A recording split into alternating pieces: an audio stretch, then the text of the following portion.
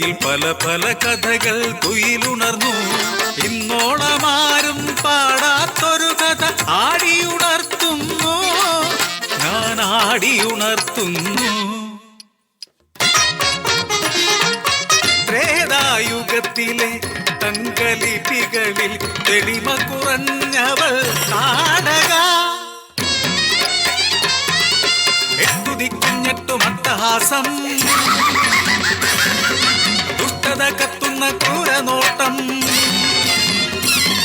നിശാചരി അവളുടെ കണ്ണിൽ അകപ്പെട്ട നിശ്ചയം മറ്റർക്കു മരണം തന്നെ. യുവകോമളൻ സുരസുന്ദരൻ സൗമിനി തൻ പതി ശ്വേതനാഥൻ.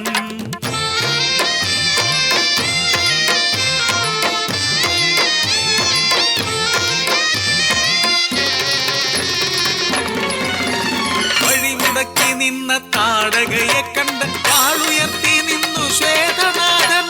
അലറി വിളിച്ചു ചാടിയടുത്തവൾ, വാൽ പിടിച്ചു നില ചാട്ടടിച്ചു. അവരുടെ നെഞ്ചിൽ നഖങ്ങളാട്ടി കണ്ട തുണ്ടമായി ചീന്തിയെറിഞ്ഞവനെ. പ്രിയനേ എന്നു വിളിക്കുന്നേ, ഇടനെഞ്ചു തകരുന്നേ.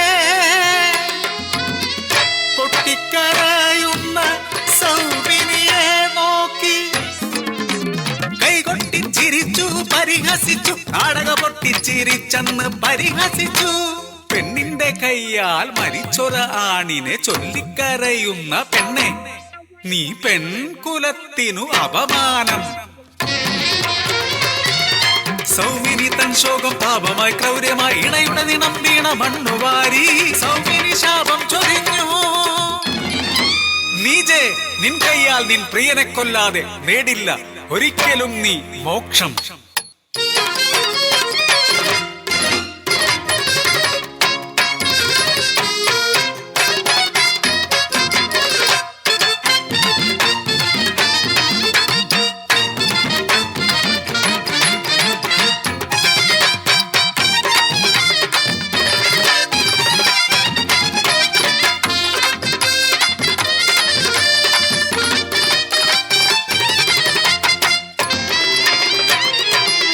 കാലമേറെ കഴിഞ്ഞു താടക, പ്രണയവും അറിഞ്ഞു.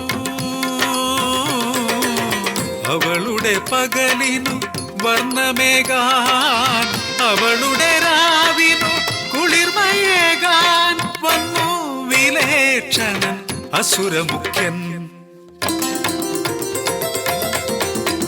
കളിച്ചു ചിരിച്ചും കഥ പറഞ്ഞു താടക പൂർത്തു തളിർത്തു നിൽക്കേ. പ്രണയിച്ചു കൊതി തീരും മുൻപേ പ്രാണനെടുക്കാൻ എത്തിയവൻ.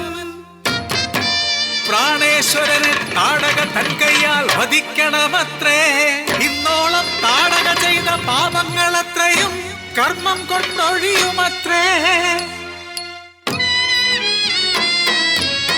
വാരിപ്പുണർന്നൊരൻ കയ്യാൽ താടക വധിക്കുന്നതെങ്ങനെ ധർമ്മരാജ.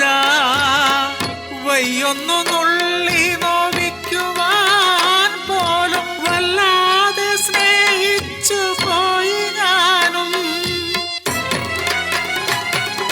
ചോരമണക്കുന്ന ചുണ്ടാനവനെ ചുംബിക്കുവാനേ കഴിയൂ. കണ്ണമറുത്തൊരു കയ്യാൽ പ്രിയനെ കെട്ടിപ്പിടിക്കാനേ കഴിയൂ. പാപങ്ങളൊന്നും ഒഴിഞ്ഞിടേണ്ട, മോക്ഷകവാടം തുറന്നിടേണ്ട. പ്രിയനോടൊത്തൻ സ്നേഹം പങ്കിടാൻ ഒരു ദിനം കൂടി നീട്ടിത്തരൂ, ഒരു ദിനം കൂടി നീട്ടിത്തരൂ. രാമബാണ പുണ്യം നെഞ്ചേറ്റുവാങ്ങി മണ്ണിൽ മരിച്ചു വീണിട്ടും സൗമിനിയേകിയ ശാപമാ